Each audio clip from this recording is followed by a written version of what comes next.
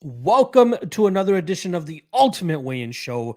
I'm your host, Manpreet, aka MMA Lock of the Night, and your boy on social media at MMALOTN. This week, we're going over UFC San Diego, headlined by a bantamweight fight between Marlon Chito Vera and former bantamweight GOAT Dominic Cruz. Very interesting fight. A lot of heated discussion and heated debates regarding that main event, and I'm looking forward to having just exactly that with my guest I'm going to be bringing it on very shortly. But make sure you guys show your support for the show. Just hit that like and subscribe below. Drop a comment if you guys are watching this on the back end as well, letting us know what your favorite bets are, what your favorite props are, what you thought about what we thought about all these matchups. So that's where you guys get to shine, is in the comment section below. Make sure you guys do that. And lastly, if you are one of those guys that likes to listen on the audio platforms, this podcast obviously drops on that as well.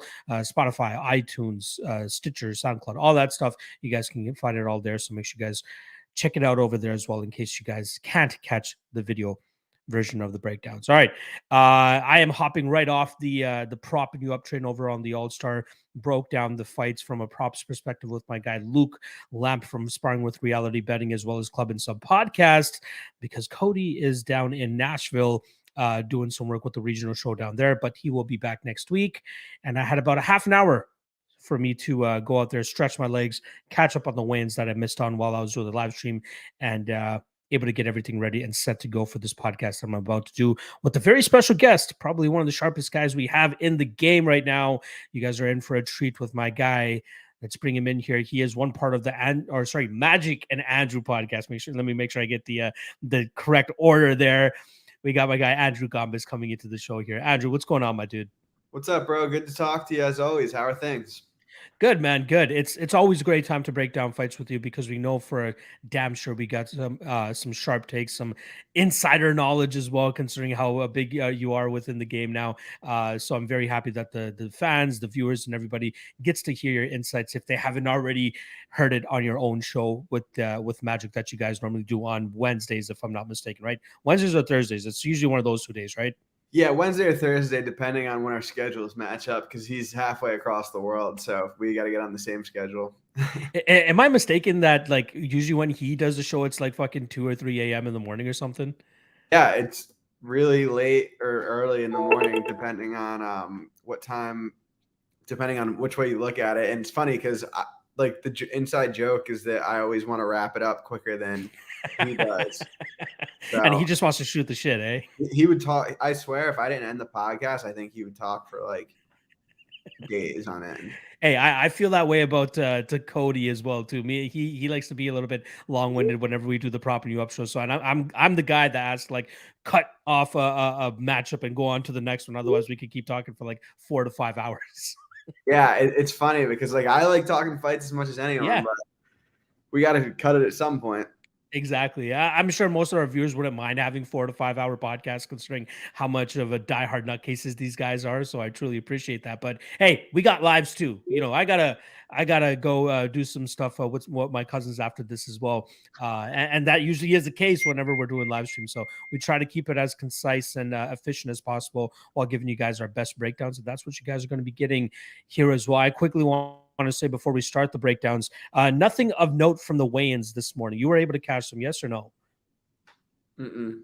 You didn't catch the weigh-ins. There was nobody missed weight. You know, there's a bunch of catch weight fights as well, considering a couple fights got moved to this card from last week, and even the Cynthia Calvillo and Nina Nunes fight got moved from a prior card, but they let those guys either fight at, or let those women, fight at a higher weight class, so they didn't have to cut back down to that. So I know this is the Ultimate Weigh-In Show, but I don't think we're going to be touching too much on the weigh-ins, as I really think everybody looked fine on the scales this morning. All right, let's get right to it. First fight of the night, we're going to be talking about a bantamweight bout between Youssef Zalal, who's coming down to bantamweight for the first time, and he made it successfully. Looked damn good on the scales doing so, and he's taking on short notice replacement and UFC debutant Damon Blackshear.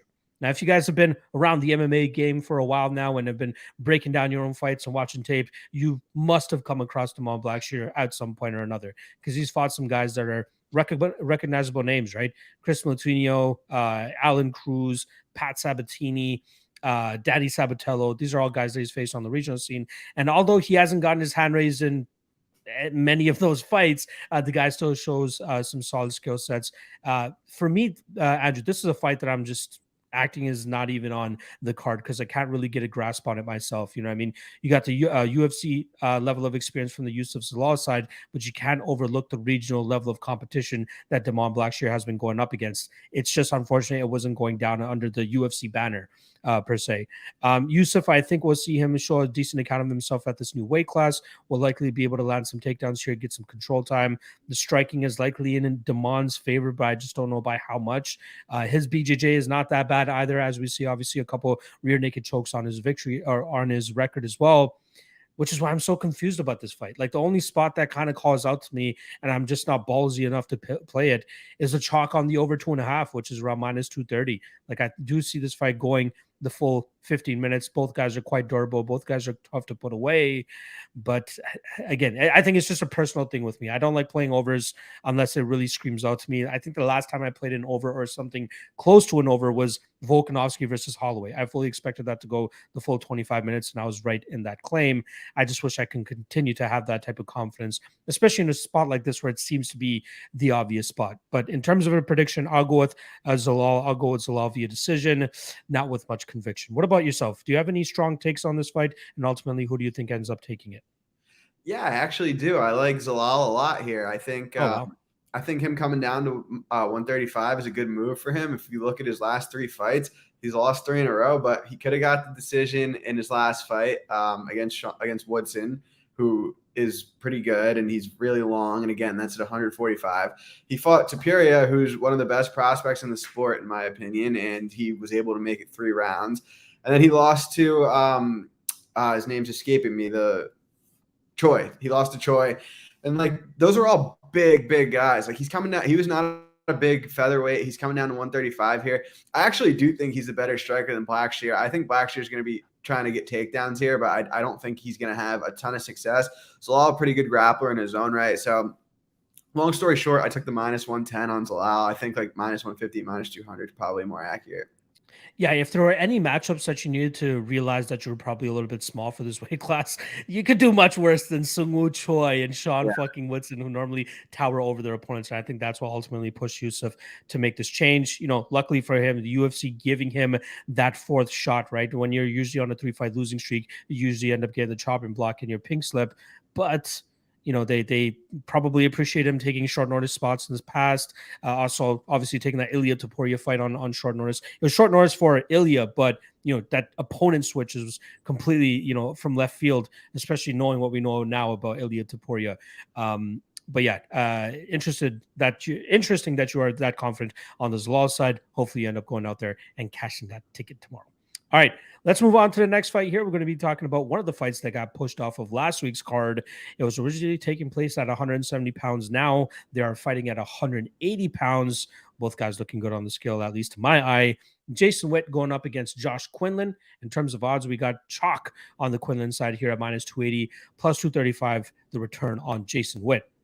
I'll let you kick this one off, Andrew. What are you thinking about this matchup? Do you think the card change has anything to do with how this matchup might go down? And then ultimately, who do you think gets their hand raised? Yeah, so the pick is Quinlan. I have no bet on the fight because the line's pretty juiced, and Witt does have a clear wrestling advantage, but he just seems to get his chin touched in every fight. His bad striking defense, he leaves himself open to being hit with big shots. Quinlan, oh my God, I can't say his name. Quinlan is by far the better striker. He's the power. He's more durable than Witt. So I think him being a pretty big favorite is justified. I'm going to probably look to fade him in the future at some point, but I don't think this is the spot. I think he's going to end up knocking Witt out at some point. Yeah, that's pretty much the tale of every Jason Witt fight, right? Either he can grind you into the ground and get you out of there, or he gets clipped, or he grinds you a little bit and then gets clipped and put out, just as we saw in the Phil Rowe fight. I'm largely with you as well. It's tough for me to play, you know, minus 265 on a guy that's only 5-0 and hasn't, you know, fought the highest level of competition, but he's gone out there and done what he needs to do, right? He's getting the early knockouts, or he's getting the late submission should he need it. I do lean more so on the Quinlan side here, like you do via KO, although I'm not counting out a possible club and sub situation. So I don't want to get caught with my hand in the cookie jar here by just taking the KO side, maybe just taking a little bit of that extra juice on the fight, or sorry, the inside the distance on the Quinlan side in case he gets a club and sub situation. But yeah, I think we're largely in agreement that Quinlan should go out there and roll. Could be a potential fade in the future, but this is likely not the spot to do it. All right, let's move on to the next fight here. We're going to be talking about a flyweight bout between Tyson Nam, who's closing in on 38 years old, as well as a year-and-a-half layoff, going up against Osbourne.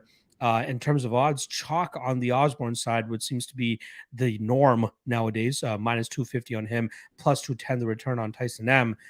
I'm still not totally sure, on the Osbourne side, right? I think a lot of his skill set and success to this point has come from his physical attributes. The guy's long, the guy's rangy, the guy has a lot of power. But like we've seen him kind of slow down in that fight against CJ Vergara once he actually fights somebody that can give him some resistance and somebody that can go deep with him as well. I think that Tyson Nam, a guy kind of known for his durability, right? Like the last time he got finished was Marlon Moraes back in 2013. Up until this point, his chin and his durability has held up pretty well. It's going to be tough for O'Day to get him out of there early, in my opinion. And I think that Tyson, albeit very low output, that's kind of the knock on his game, is that he doesn't give himself enough opportunities to let his hands go burr. Yeah, I mean, like how people like to call it, just because he has big knockout power at that lower weight class. You're talking about a guy with 12 KO victories in 20 total professional MMA fights, and that's not something that you see often at these lower weight classes. So I'm staying away from this from a money line perspective, period. But where I think I might take a little bit of a shot is the Tyson Nam round 3 at plus 1,800. I'm seeing plus 2,200 on another spot as well. I know he did a knockout match now last time around, but I don't like playing that type of MMA math. I like taking what we have in front of us. And in front of us, I believe we have a guy in Tyson Nam who will go forward, especially if he knows he's down 2 rounds like he did against Match Now, and a guy against Osbourne, who does clearly start to slow down. And we saw some fight IQ issues from the CJ Vergara side. Like, why would you take this guy to the ground when you know you need to go out and get a finish? I think Tyson Nam will likely put his pressure on him, put those big punches on him, and I think he could eventually find that KO in that 3rd round. But it's very difficult to, hope that he's going to do that at plus 200. I would rather just take that small shot on that prop, like I said, plus 1,800, plus 2,000 on Nam via round 3. But O'Day will likely, I'll point him in the first 2 rounds just off of volume alone and take home a decision victory. What are you thinking here? Am I giving too much leniency to or too much stock on Nam's durability, and you think O'Day can get him out of there early? Or are you on my side? Do you think that Nam is kind of live in this spot? Yeah, so no strong opinions here. Like you mentioned, Nam's actually almost 39 years old for a flyweight. He does have knockout power, doesn't throw a lot of volume. I think this fight, if anyone's going to get a takedown, it's probably Osbourne, but I do think it'll predominantly play out on the feet. And yeah, I do favor Osbourne. I don't really see any value on the current line, but he does probably have a volume upside. He's big for flyweight. He's probably closer to his prime age-wise. Like I said, Nam, you just can't really trust to throw any volume. So I'm picking Osbourne, not with a ton of confidence, but I do think this line's probably decently accurate. I think the under 2.5 is not a bad look. I haven't played it myself, but Osbourne's just good for finishes. He's good for he's an under machine, as they say. Yeah, he is. I don't know if this is the matchup that he gets it done, though. We'll see. Like, if that durability of Nam holds up, or his age just shows now, and he just starts to lose that durability and that ability to take shots here. One thing I do want to quickly note: Nam now working with Max Holloway's coaches. Let's see if they can actually put a fire under his ass in terms of actually throwing more output, or if he just goes back and being the guy that we normally see. Historically speaking, that's what we have to go by. What we see on tape normally from him. We can't expect a complete change overnight. But one thing I know we can see is a possible 3rd round finish here for Nam, hoping that comes through for me. But again, not going more than like 0.1 unit on that as well, considering how wide those odds are. All right, let's move on to the next fight here. We're going to be talking about Gabriel Benitez taking on Charlie Ontiveros. Heavy chalk, as is usually the case whenever you want to fade Charlie Ontiveros. Minus 330 on Benitez, plus 275 on Ontiveros. Both guys looking slim on the scales. Both guys looking good. Didn't seem like they had too much issue making the weight. Andrew, I'll let you kick this one off, man. Are you on that fade Charlie Ontiveros chain, or do you think that he has some shot here to pull off the upset? Yeah, so fun story. I was on Charlie Ontiveros knockout first round in his fight against Steve Garcia. He almost Oh, killed the guy like 3 times. Like the I odds. know. So that's my relationship with Charlie Ontiveros. But yeah, I mean Benitez is probably going to be he's probably going to dominate this fight if it goes outside of 2.5 minutes. I would be shocked if this fight goes 3 rounds. I would be shocked if this fight goes 1.5 rounds. Honestly, I think that Ontiveros he's big, he hits hard in the first few exchanges. He's probably going to swing for the fences, but I think Benitez 3, 4, 5, 6, 7 minutes in is going to get a knockout here. So again, I'm not dying to lay -400 on Benitez or -400 on Inside the Distance, but I do think that's going to be the likely outcome here. So official prediction is going to be Benitez here. Yeah, I'll go Benitez, probably round 2 KO myself. But I just have something in the back of my head that's like, hey, plus 800 on Taveros round 1 might be worth a little bit of a stab. He almost hit it last time against Steve Garcia. We see, Benitez, 3 out of his last 4 losses coming via finish as well. Is this a sign of his chin finally giving up on him? Because it's something that he used to rely on heavily earlier in his UFC career. But, 34, 35 years old at this point in time, is it that time where it's like, check please on the chin, and we get Ontiveros actually landing? He's going to have a huge size advantage in this fight, right? He is a big dude for 155 pounds. We saw obviously in the Steve Garcia fight and even prior fights in his career that he has big power in his strikes. So if he actually goes out there and lands big on Benitez's chin, it's absolutely live that he can cash that round 1 plus 800, which I'm looking to take a little bit of a shot on myself. But I think the majority of my action, and it won't even be that much, will likely be the fight doesn't go to decision. You kind of just voiced that you're not really high on taking that type of chalk, but I don't mind parlaying it with something else that I see on this card that I feel like, this seems like a surefire spot. Like, I don't want to call it a lock by any means, but I feel like it's a surefire spot that either Ontiveros gets him out of there early or Benitez gets him out of there. I love how you said, like, I don't think he's going to get past the 2.5 minute mark. I thought you were going to say 2.5 round mark. I'm like, I agree with you though. Like, they should set this total at 0.5 essentially, because that's how quickly this fight could end. And that's what they should start doing with Terrence McKinney fights as well, because that guy never fights past even a round, it seems, even 3 minutes. Nickel too. And Bo Nickel, exactly. There you go. So, yeah, I'll likely take a little bit of a poke on Ontiveros plus 800 round 1, but I'll be looking to exploit that fight doesn't go to decision, take that chalk, and parlay it with something else. Official prediction will be Benitez round 2 KO, though.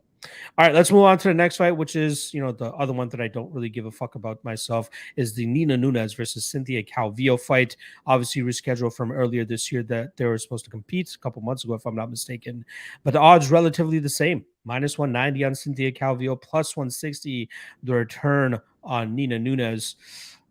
Again, not a fight that I have too many strong thoughts on, right? I got burned last time trying to bet Cynthia Calvillo against Andrea Lee, give us one of the worst performances we've ever seen. Even quitting on the stool going into round 3, not a good look on her side.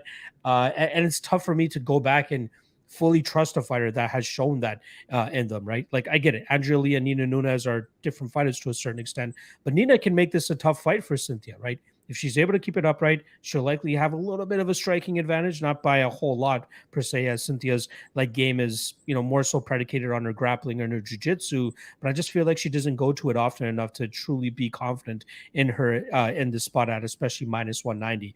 I think the overs are probably the way to go. I know it's a little bit chalky, but for at least women's MMA standards, -230, -260-ish, not that bad of a line, all things considered. I think we see this go with the full 15. I think we see Nunes land the better damage and the more effective work. I think she takes home a decision, but I'm not willing to separate myself from my money for this fight in particular. What are your thoughts on this one? Yeah, so it's funny you mentioned the over, because last time this fight was made, I had the over 2.5 at like -203.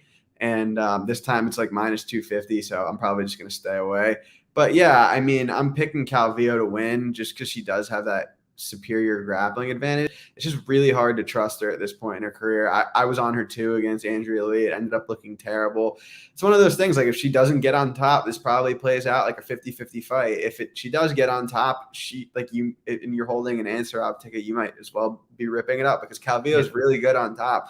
Like you said, later as her career got later and later, she just went to her wrestling and her grappling less and less, and she's nothing special in the striking department. So it's hard to know her motivation here because I think she quit and then retired and then she's back. So I don't really know what to think of this. I have nothing on the fight. If I was going to play something, it would be the over. I had it last time this fight was made, so kind of a bummer to miss out on $0.50 on the line. But yeah, I guess I'll pick Calvillo by decision. Sorry, what was the line that you initially got on that over? 203, minus 203. Jeez. Yeah, it definitely took some steam. And it doesn't help whenever fights get canceled and then rebooked, and then we know all those lines are getting smashed as well. So I see your angle there. All right, let us move on to the next fight here. We got two heavyweights coming from the Contender Series. One of them already with a win in the UFC. We got Martin Buday coming in on as chalk at minus 280, plus 235, the return on Lucas Brzeski. I'll let you kick this one off, Andrew. What are you thinking between these two heavyweights? Yeah, I bet Buday last week, minus 210. It's been steamed out to minus 300, I believe. Close to 300. Minus 300 on Bet Online as of the time of this recording. So I did my job there. Buday, bigger, better grappler. I think he's probably even a better striker too. Brzeski, I think his cardio is bad. I think Buday is just going to wear on him. I think this is a really good fight for him. So I was happy to lay the chalk at minus 210. I think minus 300 is probably more accurate. Yeah, I'm right there with you. I actually made it my lock of the night play at minus 225. I got in early as well. And as soon as you run the tape, it's evident, clear as day, that this Brzeski kid does not belong in the UFC. He got fed a complete tomato can on the Contender Series and Dylan Potter. He was able to he beat on him, don't get me wrong, for the entire fight, but it still seemed like he was struggling in terms of doing that. Something that's evident in his fights is he slows down, right? He has just been benefiting from the fact that the level of competition he's going up against isn't the greatest. The guy seems very fragile as well, right? There's that one loss that he has on his record where he was anything that guy hit him with, it seemed like Lucas was on wobbly legs almost immediately. The guy knocked him out in 24 seconds, wobbled him 3 times even before officially putting him out. But we've seen him wobbled in other fights. We've seen him slow down in other fights. He's the longer and rangier guy here, but he has no idea how to use it. It's like he, trains out of the Stefan Struve school of kickboxing, where he just can't maintain that range at all. Buday, I think this guy has a pretty high ceiling inside the UFC's heavyweight division. I don't know if I'm just having rose-colored glasses on here by any means, but I love his style. Move forward, throw big strikes, and not just big strikes, throwing combinations. That's one thing that a lot of people miss out on, is that you can move forward and throw overhand rights and get the respect of your opponent. It's another thing to throw combinations the way that Buday does, to back his opponents up, keep his foot on the gas, and then push these guys up against the cage. His dirty tie clinch is very effective as well, as we saw in the Chris Barnett fight, even breaking the guy's rib mid-fight with one of those knees, right? So very impressive work from him there. Seems to have solid cardio for a guy that weighs in at the 265-pound limit.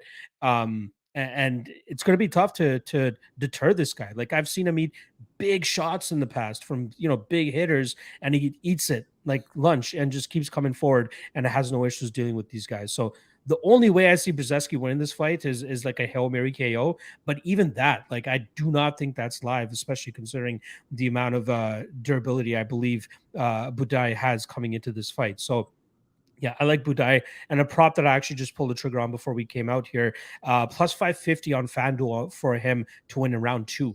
I love that. I don't think that Brzeski is going to be able to handle, more than 10 minutes of the pace and pressure that Buday is going to be putting on him. So I took a 0.25 unit shot on that plus 550 line there. Buday for all the money. Let's fucking go.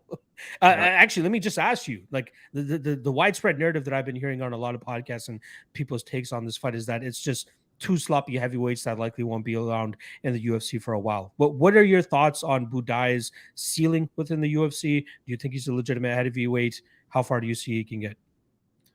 I mean, I think he's getting pretty much the two most fortunate matchups to start his UFC career between Chris Barnett and Brzeski.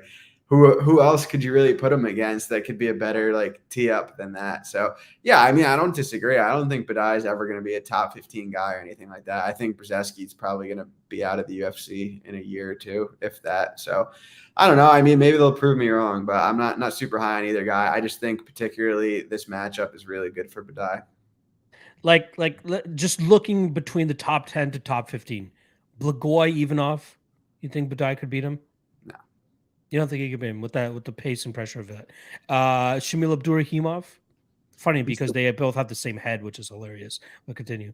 Probably not, honestly. Like, I mean, Wow. Shamil's probably decently shot now, but I mean, he was winning minutes against Chris Daukaus before getting knocked out. I mean, I don't know. I can't believe those guys are top 15 at heavyweight. I feel like that won't last very long. Number 13 is Romanov, so I'm not going to talk too much about that. Sergey Spivak, I think, could give him some fits. Yeah, like I think Marcin Tybura. all three of those guys you just said, Toby. Yeah. Right? And then Chris Daukaus is number 10 as well. So, yeah, I don't know. I feel like I have a higher ceiling for Buday than most people, but it all comes down to how he's able to eat shots because he does rely, a decent amount on his ability to eat damage and still come forward and break these guys. So, at a certain point, it's going to eventually break. But yeah, like my guy Buffo on the beat is saying here, give him Chase Sherman. Fuck it. Let's just go with that fight. And I think he should be able to grind that guy out. Yeah, he'd probably beat Chase Sherman. There we go. All right, let's get to the prelim headliner here. We got a women's 120-pound catchweight bout going down as this fight was moved up from a different card. In terms of odds, we're getting chalk on the Godinez side. She's minus 325, plus 270 the return on Angela Hill. I'll let you kick this one off, my dude. What are you thinking about this matchup? Yeah, I think Godinez is justified big favorite. She's a big wrestling edge here. Hill not really any finishing upside, and on the feet, I think Godinez is it'll be close on the feet, but Godinez is probably a better pocket boxer. As for betting on this fight, I bet fight goes the distance minus 270. It's pretty chalky, but at the same time, I think this should be priced around 80% because I mean, I think 6 out of Godinez's last 7 fights have gone the distance, and 7 out of Hill's last 7 fights have all gone the distance. So I was a little bit surprised to see that number not be minus 400. Like even in Hill's last fight, Hebas is a much better jiu-jitsu grappler than Roba. What did I say? You said Hebas. Yeah. So they were on the same card. Yeah. Chukagian and okay. So Jandiroba, not as good at wrestling as Lupita Godinez, but better submission grappling, and she never really came that close to subbing Hill. So I'd be surprised if Godinez finishes that. And even in Godinez's last fight, she was a million times better than Carnelossi, and that fight still went the whole 3 rounds. So I like that prop. I think it should be minus 400. If fight goes the distance, it was actually. I think the over was like minus 425 and the goes the distance was minus 270. I was confused as I'm like, do the books really think that there's a big finish coming? Yeah, does the market really think that there's a huge chance of this fight finishing in the last 2.5 minutes? So anyway, I took the goes the distance. The official prediction is Godinez by decision. Yeah, I like Godinez quite a lot in this spot as well. I'm a little bit more confused in regards to the method of victory. Yes, the history says that Lupi should go out there and decision her, but I really think she has a decided wrestling advantage in this spot which should likely help her get to more dominant positions. I get it. Jandiroba, high level submission grappler, like you said, wasn't able to really get much off of her, but like we have seen moments where Angela has been, tapped out by a girl like Randa Marcos. So it's absolutely possible. Which is why, I was originally thinking of playing Lupi by decision around minus 150, but I think I'm just going to choose to use her as more of a parlay piece. Maybe we'll put her with the Ontiveros and Benitez fight doesn't go to decision, get a better line there as well. But yeah, I don't really have much more to say about this. You pretty much touched on it all. If Jandiroba is getting her down in rounds 2 and 3, Lupi Godinez will be able to get her down almost whenever she wants. Last thing, and I've been saying this in regards to the narrative that I'm building around this fight is the reason they moved this fight up to San Diego is Angela Hill from San Diego, and I really think that she feels that she's on the chopping block here. And 3 straight losses now. This will likely be her 4th straight loss. She's getting up there in age. She's 37, 38 years old. She's had a very tumultuous run over her last 10 fights. This might be the moment for her to take off her gloves after the fight, lay them down in the cage, and just call it in front of her home crowd as well. So that could potentially be the reason they brought this up to the San Diego fight or the San Diego card. So keep that in mind. And hey, if she does retire after the fight, think about me. That's all I want to say, because I was creating this narrative all fucking week. All right. That is a wrap on the prelims. Shout out to the 100 live viewers that we currently have on this Friday afternoon. Make sure you guys hit that like and subscribe below if you haven't already. Drop a comment as well. That will greatly help as well. You guys can obviously follow Andrew on Twitter at Bets and Picks MMA. Link is in the description below, straight to his Twitter page, so you can go right to it. So you just got to click 2 things, the link and then follow. That's all I ask. Make sure you guys do that, and I promise you guys will be very appreciative, especially with all the knowledge he will be dropping on the timeline for you guys. All right, let's get into these main card fights. First of which, we got a fight between Gerald Meerschaert and Bruno Silva. In terms of odds, we're currently looking at chalk on the Bruno Silva side at minus 285, plus 240 the return on Gerald Meerschaert. Both guys looking solid on the scales, I'll say, but I will say this. It seemed like Bruno Silva seemed a little bit more thankful to be making weight. Now, he didn't look bad, but like usually when guys are like super happy about making weight, usually lets you know that they probably had a bit of a tough weight cut. But Bruno Silva is a professional. I don't expect that to impact his performance whatsoever. I think he still goes out there and likely starts his Gerald Meerschaert early in this fight. But for everybody that's been hounding me this week saying you should make Bruno Silva your lock of the night play, no, I will not be doing that, because he has a clear disadvantage should this fight hit the mat. That is the issue here. I like having my lock of the night plays to have advantages in every aspect of MMA. That is why I went with Martin Buday at minus 225, because he has every advantage in the MMA realm, as well as the durability to back it up. Here with Bruno Silva, yes, he is the faster, more powerful, and more explosive striker, and it will likely pan out that way in terms of him landing that big shot early in this fight. But should Gerald Meerschaert get his paws on him, we know Bruno Silva can get taken down. We know he has a little bit of a deficiency off of his back, and Gerald Meerschaert, number 5 record holder right now in terms of 8 submission victories in the UFC, tied with the infamous Frank Mir. He has a trick or two up his sleeve when it comes to the jiu-jitsu game. So I wouldn't be surprised if he's able to lock something up against Silva here. So rather than taking the chalk on Silva, the spot that I think I'll likely be looking to parlay is the fight doesn't go to decision, which is minus 360. I think no matter what, we'll get a finish here. People might be deterred because of the Bruno Silva and Alex Pereira fight. When we get guys with 2 big power that respect each other as much as they did, I expected that fight to go to the distance. Obviously, I can't gloat too much about it because I didn't bet the plus 400 fight goes to decision, but I knew damn right to stay away from parlaying that minus 600 that night. I think should that fight have finished inside the distance, we likely would have seen a minus 600 in this position as well, which is why I don't mind the minus 360 in the spot. I'm predicting Bruno Silva early KO, but I'm not ruling out a potential Gerald Meerschaert sub, but sits at plus 550 for anybody interested in that. But I am going to lean on Bruno Silva here. What are your thoughts on this matchup? Do you think that Silva gets the KO, or does Gerald make this grimy as hell and pull off a submission victory? Yeah, so I'm picking Bruno Silva. Like, to your point, big power advantage. He should be able to touch Meerschaert's chin at some point. But overall, I don't like Silva as a I don't want to say as a prospect because he's in his mid-30s, I'm pretty sure. Yeah. But as a fighter, I don't like his ceiling that much. I think he's got a couple favorable matchups. Even the Pereira fight, I don't think that was a super nightmarish matchup for him. I think there's some matchups for him in the division that are just brutal, and he's kind of got away with not getting those matchups. And I think this is another good one for him. But GM3 does GM3 things, so I wouldn't be shocked if he pulls it off. If I had to make a bet here, it would be on GM3, but I'm probably going to stay away because I do think he ends up getting caught clean at some point. But I would advise against putting Bruno Silva minus 300 on your betting slate this weekend. Yeah, there are a couple fights on this card where you're like, if the durability holds up, this could look like absolute value. And we'll talk about a couple more of those in the next coming fights, but I'm glad that you're able to highlight that as well. All right, let's move on to the next fight here. We got Another fight that was pushed from last week was supposed to take place at flyweight. Sorry, now taking place at bantamweight. We got Ariane Lipski going up against Priscilla Cachoeira. Cachoeira coming in as a plus 160 underdog. Minus 190 is the return on Ariane Lipski. I'll let you kick this one off, my friend. Do you think that Lipski goes out there and tries to get that violence queen title back in full flight, or does the zombie girl go out there and do zombie girl things? Yeah, so this is another one. Last week I bet Lipski minus 150. Fight gets canceled, comes back minus 200. I don't know what I'm going to end up doing with it, but I do think Lipski's going to win. I mean, if she grapples here, she's minus 1,000. If she strikes, she's still a decent favorite, I think.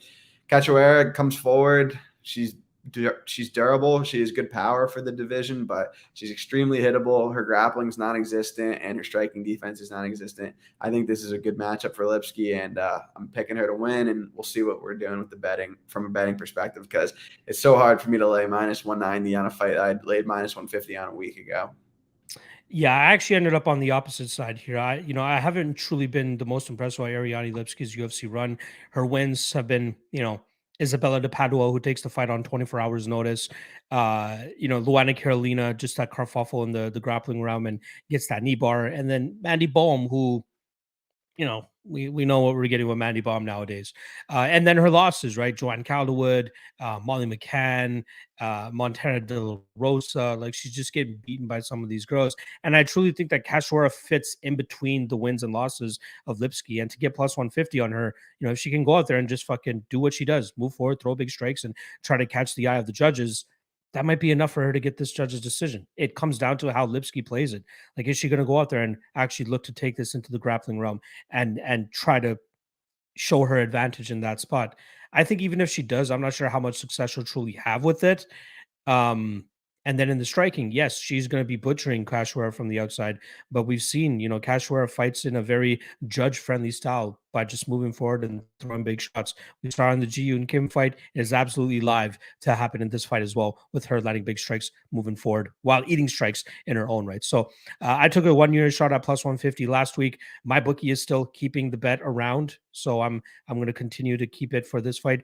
I wish they kind of canceled it so that I can take the plus 175 that I saw earlier this week, but I'm fine with the plus 150. Close fight, in my opinion. We'll truly see what Lipski has left in the tank and if she can actually achieve even a smidgen of what we thought she was going to be coming into the UFC, especially as a minus 250 favorite against Joanna Calderwood. She blows that spot, comes in again as a minus 250 favorite against Molly McCann, blows that spot. We'll see how it goes. All right, let's move on to the next fight here. We got a light heavyweight bout between Devin Clark going up against Azamat Murzakanov. In terms of odds, we got minus 145 on Murzakanov and plus 125 the return on Devin Clark. Now, Devin Clark obviously changed up his training camp over the last couple of fights, going over there to Elevation Fight Team in Denver, Colorado. Solid move for him, especially considering the state of Jackson Wink nowadays. But I don't know if that's really going to help him too much, right? Like, I think that he's already a finished product. I think he is who he's going to be. I'm not sure how much elevation can truly help him, adjust his game or make him any better. I think he's always going to be that guy that sticks around that top 15, but never really gets close to getting a title shot by any means. I see a lot of people leaning on the Tafon and Chukwi fight to kind of discredit Azamat Murzakanov, but to me, those are two completely different stylistic matchups, right? You got Tafon as a heavy striker, good technical striking, usually kind of make his opponents feel the heat by just throwing those big strikes and stuffing takedowns the way that he was. But Devin Clark, we're expecting him to take more of a grapple-heavy approach. His striking is still being refined. It's still a work in progress. I think that it will come down to Murzakanov doing what he did on the regional scene. I think he actually uses his speed and his explosiveness to his advantage early in this fight, and he'll be able to clip Devin Clark and get him out of there. And I think that it might end up looking like a buy low spot on Murzakanov by with that performance that he had against Tafon and Chukwi. So I am leaning Murzakanov. I am not the most privy in terms of taking that minus 145 at this point in time, but I've seen nothing but Devin Clark love throughout the week, and I'm expecting that line to get slightly better. So I'll probably wait until fight day tomorrow, see where that line on Murzakanov has come. Hopefully get maybe minus 130, take a 1.3 unit shot to win 1 unit there. But I think he clips Clark early, gets him out of there. And last thing before I pass it on over to you, you would think a guy like Devin Clark, who we always talk about having durability issues, would have more than 2 TKO losses on his UFC record, but he doesn't. Like he gets hurt, but he still manages to stay in fights. That's why people continuously talk about his chin. But I think that we'll see Murzakanov expose it once again by actually getting a finish, something that William Knight was not able to do. Hurt.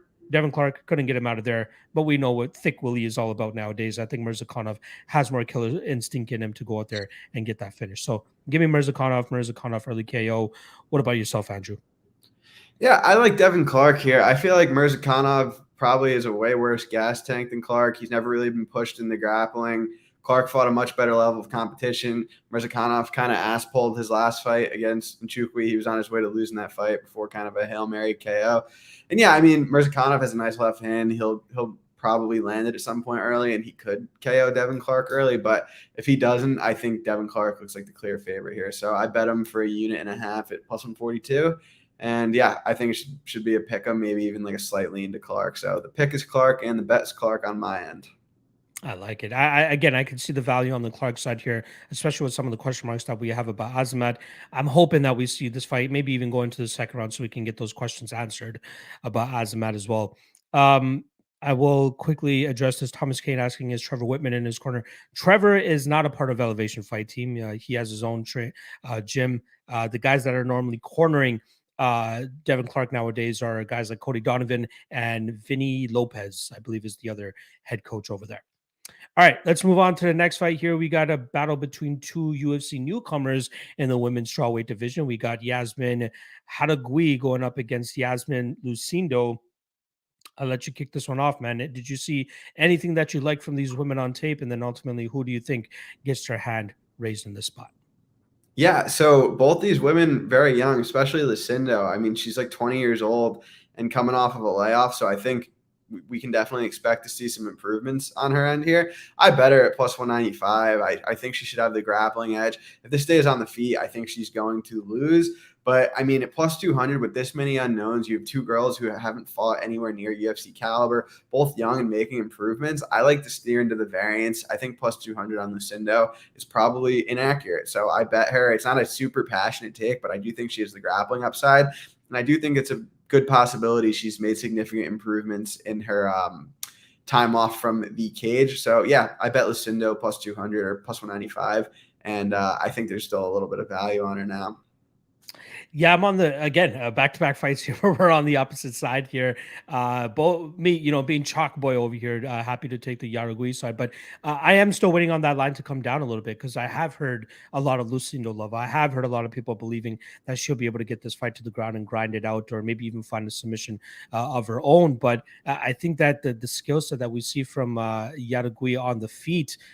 Impressive. I like what I see, man. Great technical striking, good combinations. She reminds me of a poor woman's version of Marina Rodriguez. And I think if she can bring that same type of tenacity to the cage that we've seen on the tape, I think she'll be able to butcher Lucindo on the feet and probably get her out of there. Lucindo striking, I believe, could use a good amount of work still. She does her best work when she gets this fight to the ground, or most fights to the ground. Can she regularly do that here against, the striking onslaught of Yaragui? That's to be determined. I understand taking the plus 190 shot on her to try to implement that grappling. I'm going to wait it out. I'm hoping that there's going to be some more money coming in on Lucindo, and I'll likely take a shot on Yaragui straight up, maybe around that minus 160, minus 170 mark. If it gets there, which I'm not fully thinking that it will, so I'm happy to pass on it should it not get there. But I think this Hadagui chick could make some noise in the UFC as long as her grappling defense holds up. And if she continues to progress into being a damn good fighter, right? You're going up against a 20-year-old who has 15 fights. Like, that's fucking insane. Lucindo made her professional MMA debut at 15 years old. So she's acquired some good amount of experience. Level of competition, sketchy, but we can say the same thing on the Hadagui side as well. So let's see how that one pans out. Don't hate the underdog shot, but I am going to be on the favorite myself. All right, let's move on to the next fight here. We're going to be talking about David Onama going up against Nate Landwehr. Minus 300. I'm seeing even minus 330 on the Onama side, plus 260 the return on Nate the Train Landwehr. I could not stomach betting minus 330 on a guy like David Onama at this point in his career. Sure, the guy has potential. The guy has hands. The guy seems like he could have a bright future, but to take him at such heavy chalk against a veteran like Nate Landwehr, I think is a little bit tough to truly convince me on. A lot of people are expecting Onama to find that chin early here and get him out of there. But if he can't find that chin, how does this fight look? Should it go deeper into the fight? And I truly think that that's where we'll see Nate Landwehr truly thrive, is making this a dirty fight, making this a war. And I don't know if Onama will be able to completely handle it. Yes, he went to war with Mason Jones and managed to see the 50 minutes there. But the one thing that people keep forgetting about Mason Jones is how hittable that guy is. Almost anybody can make a war with Mason Jones and have their stock improve because of that. And I think that's what we saw from David Onama.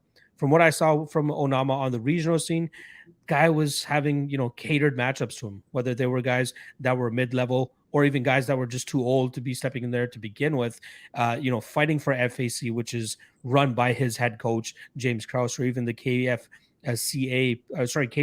promotion that I used to fight for. A lot of those were tailor-made matchups for him, in my opinion. Now he's fighting the real guys. Now he's fighting the guys that are going to push him. Sure, good win over Gabriel Benitez, but Benitez had him in trouble too. Let's not forget about that. Garrett Armfield, plus 400 underdog. Did not look like a plus 400 underdog. Had some good moments of success himself. So I am on the Train Landwehr myself. I took a half unit shot at plus 240. For me, the reason I'm not going the full unit, one, the line is already great where it's at, so I don't need to get too greedy. Two, I am a little bit worried about the fragility. I'll say that. Like, that is absolutely in play here. Onama can find that KO early in this spot. It's absolutely live, but should he survive it, I think he's going to put David Onama through hell in this spot. So I think he's worth a half unit shot at plus 240. Do you have as much excitement on the Nate train that I have, considering the odds that we're getting, or do you think Onama just blasts through him here? Yeah, this is a pass for me. I was kind of I thought there was a little bit of value on Onama when he was like minus 185, but I wasn't super passionate about it. I think this fight could look close, but I just think Onama has the better durability. I think he's probably going to knock Landwehr out in an exchange at one point. And I do think he has the finishing upside. I think this fight will predominantly play out on the feet. So I'm picking Onama. Not much enthusiasm from a betting perspective, but Onama's another one I think we'll get him at some point. I have seen this a couple times around the podcasting world over the last 24 hours. People saying that James Krause's podcast mate said he bet $3 million on David Onama. I have a hard time believing that. Like, can you get down $3 million on a fight to begin with? A co-main event fight on a fight night? Like, through your own experience, Andrew, what do you think is the legitimacy behind that? I don't know. I've never watched their podcast. I don't really know who the guy is, but it's tough to get that much down on any fight. I think you'd have to be a trusted regular at one of the Vegas sports books. And I think that's not like just some bet that you could log. Like, I know for a fact you can't bet that at, like, I don't know, Bet Online. Bet Online probably takes the biggest limits, and you can't get anywhere near 3 mil on a fight. So maybe he spread it, like, you could spread it across some books. If you have access to like FanDuel, DraftKings, MGM, Bet Online, Bookmaker, like, you still probably can't hit 3 mil, but you could probably get a decent amount down. But even like Circa, like, obviously we're both kind of good friends with Nick Kalikas, who runs Circa over there as well. But like, I gotta ask him to find out the validity of that. But like, I know they've made exceptions. Like, they say one of their regulars is Floyd Mayweather. He just comes in and bets fucking in college basketball, and he's able to get like $1 million down or a couple $100,000 down. But $3 million on a co-main event fight, that sketchy to me. A little bit sketchy to me. I gotta be honest with that. But still got nothing but love from my guy James Krause. Love that guy. All right, let's move on to the main event here. But before we do, shout out to the 130 live viewers that we currently have hanging with us on this Friday afternoon. Make sure you guys show my guy Andrew Gombas some love by clicking that link below for his Twitter page, and then hit him with a follow. Also, check out his podcast. I usually drops Wednesdays or Thursdays with Magic MMA, one of the best guys in the game as well. Make sure you guys go show them some love. And then on my end, just make sure you guys hit that like and subscribe below if you haven't already, because you know that pretty much every day I have something coming out in terms of content to keep you guys busy and keep you guys entertained. All right. Let's get to this main event. We're going to be talking about one of the greatest bantamweights of all time, and Dominic Cruz coming in as a plus 200 underdog, going up against Marlon Chito Vera, who seems to be on a different trajectory than Dominic Cruz, especially with getting wins over his last 3 fights, and looking solid doing so. I'll let you kick this one off first, Andrew. What are you thinking about this matchup? And if you were to make a bet on this fight, which side would it be? Yeah, I don't have any action here. I think Cheeto is the rightful favorite. I have no interest in laying this price. Cruz probably has the wrestling upside. He has the 5-round experience, but now Cheeto does too, as of his last fight with Rob Font. And Cheeto proved in his last fight, and he's proven it before, that he can lose minutes and still win rounds, which is pretty rare to be able to bank on a guy to do that. And that's kind of what I see happening here. I think Dom Cruz can win minutes, but I think Chito Vera is going to have the bigger moments. I think that's going to sway the rounds. I do think Vera has the finishing upside.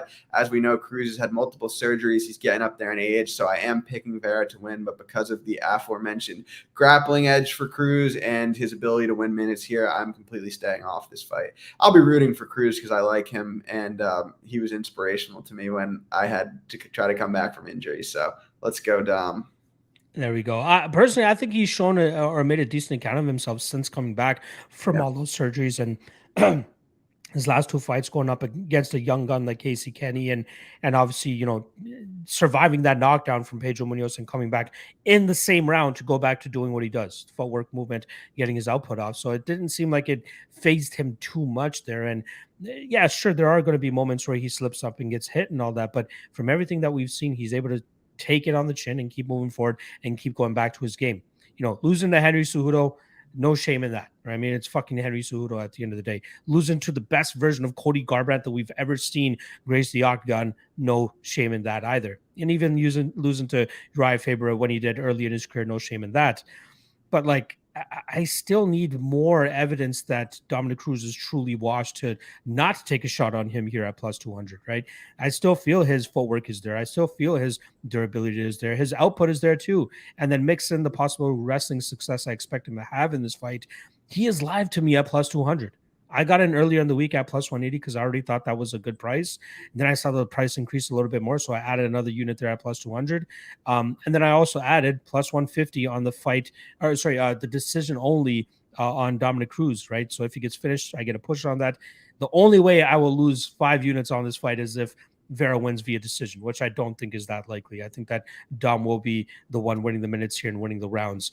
And lastly, for a lot of people that are kind of comparing the Rob Font fight to this one, Rob Font doesn't move as well as Dominic Cruz, right? Like, he'll stay in front of you just so he can get his output off, and usually it's his output that discourages his opponent from throwing back. But we know Chito Vera is more than happy to throw back, and that's what he did, hence why he was able to catch him, clipping him, hurt him on numerous occasions in that fight. Dominic Cruz is not going to be there to be hit as often as Rob Font was that night. With a 71% striking defense rate as well from Dominic Cruz, gotta believe that he'll have gotta believe that Marlon will have few opportunities to actually land those big strikes to get those big moments that Andrew believes he'll be able to get. So I feel quite strong about Dominic Cruz this week. I've been getting shit about it all week. I'm fine with that. Give me all the shit that you want for trying to back a plus 200 underdog here against, for a guy that's been the greatest bantamweight of all time. Show me him slowing down a little bit more, and then I'll be in agreement. This could be the fight. But as of right now, give me that plus 200. Give me the plus 275 on the decision as well. Or if you have access to DraftKings, like I said, the decision only prop at plus 150. All right. That is a wrap on the breakdowns, doing it in a neat, less than an hour, which I fucking love. I love keeping things nice and efficient, giving you guys as much information as possible in less than an hour. That's exactly what we're able to do here. But before we do sign off, I do like to drop the lock of the night play, or the most confident play on the card for both me and my guest. I'll start it off and I'll swing it on over to Andrew. Biggest bet I have on the card early in the week, I got 5 units on Martin Buday at minus 225. If the price is too long for you right now, I think parlaying him with Lupita Godinez is not a bad look either, because I think she's probably the other, shoe-in spot on this card. What about you, Andrew? What do you think is your biggest? Well, what is your biggest bet on the card, and what are you most confident in terms of tipping to the viewers of the show? Yeah, I guess Zalal would be my biggest bet technically because I'm risking the most on that. So I'll go with Zalal, risking 2.2 units to win 2 minus 110. There you guys go. And just to uh, clarify here for Centurion Conquest, saying Dom decision plus 150, I'm getting ripped off by my book. It's decision only.